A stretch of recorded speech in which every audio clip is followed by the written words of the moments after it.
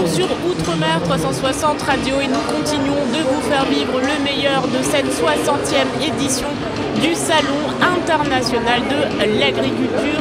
Et aujourd'hui, nous partons à la rencontre des médaillés des concours généraux agricoles. Avec nous, Axel Moutoukarpin, bonjour. Bonjour. Vous êtes donc représentante de la distillerie Biel. Oui, c'est ça. De Marie-Galante. Exact. Et vous allez repartir dans vos valises avec 5 médailles, 2 médailles d'or, 2 médailles d'argent, 1 médaille de bronze. Mon Dieu! Oui, effectivement, la distillerie Biel a reçu ses honneurs. Donc ça récompense à la fois les produits, ça récompense les planteurs et ça récompense ensemble l'équipe de la distillerie Biel. Alors parlez-nous de ces produits. Alors les rhums sont plutôt sont assez différents. Vous êtes représenté dans plusieurs catégories. On va peut-être faire le tour pour un peu expliquer à nous qui ne sommes pas vraiment des spécialistes du rhum, nous expliquer un peu quel rhum a remporté quel prix.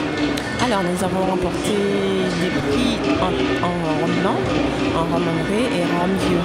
Alors notre rhum blanc canne grise a reçu une médaille d'or, donc c'est un rhum monovariétal.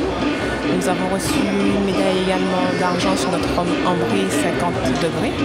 Nous avons reçu une médaille d'argent sur notre rhum vieux 3 ans et une médaille d'or sur notre rhum 7 ans brut de fût.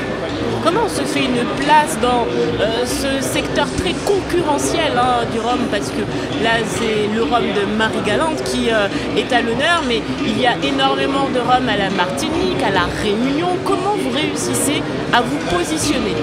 À la distillerie Biel, on reçoit des récompenses depuis de très nombreuses années. Et effectivement, cette année, nous en avons reçu quelques-unes très intéressantes. C'est une qualité en fait, c'est une qualité qui est récompensée, c'est un travail d'exigence, la patience, surtout avec le rhum vieux. C'est tous ces éléments, le savoir-faire, tous ces éléments réunis qui font qu'on arrive à se positionner et à maintenir cette position au niveau des classements des nombreux rhums justement qu'on connaît aujourd'hui. Comment ça se passe au niveau de la distillerie? Combien de personnes travaillent? Est-ce que c'est une entreprise plutôt familiale ou alors vraiment à une très très grande échelle? Est-ce que vous avez, on va dire, d'autres points relais au niveau des autres îles de la Guadeloupe ou alors vous êtes vraiment concentré au niveau de Marie-Galante? Alors nous sommes vraiment concentrés au niveau de Marie-Galante. La distillerie Biel, c'est une très petite distillerie qui salarie à peu près une vingtaine de personnes, une entreprise familiale qui a été reprise en 1975 par M. Dominique Thierry, qui actuellement passe le relais à sa fille Anne-Céline, avec également à la direction Jérôme Thierry. Il y a le maître de chai Jacques Laurent. Donc voilà l'équipe de direction qui fait aujourd'hui que la distillerie peut travailler avec encore 15 à 20 autres personnes, avec beaucoup de planteurs aussi de Marie-Galante, pour nous permettre de produire les rhums de qualité qu'on connaît aujourd'hui. Effectivement, nous nous axons énormément sur le travail manuel, donc la coupe manuelle de la canne.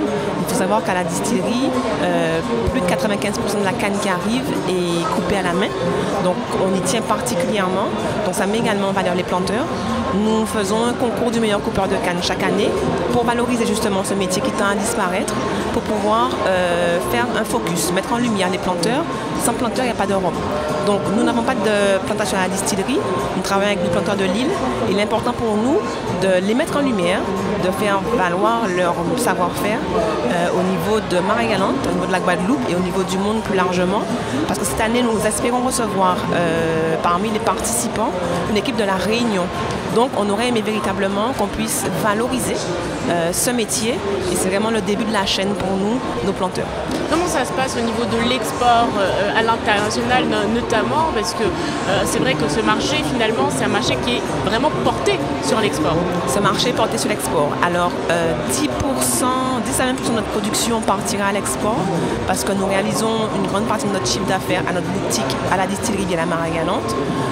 On a un pourcentage également sur la Guadeloupe. On a une boutique depuis 2-3 ans en Guadeloupe qui tend à se développer, mais il est vrai que nous arrivons à satisfaire le chiffre d'affaires se fait à la boutique. En marché export, nous sommes positionnés en Belgique, en Suisse, en Allemagne, au Japon, en Italie depuis peu, et puis l'Hexagone reste quand même notre marché export dominant. c'est finalement une économie très circulaire, portée beaucoup sur le local. Et c'est un état d'esprit, un ADN que vous tenez à conserver.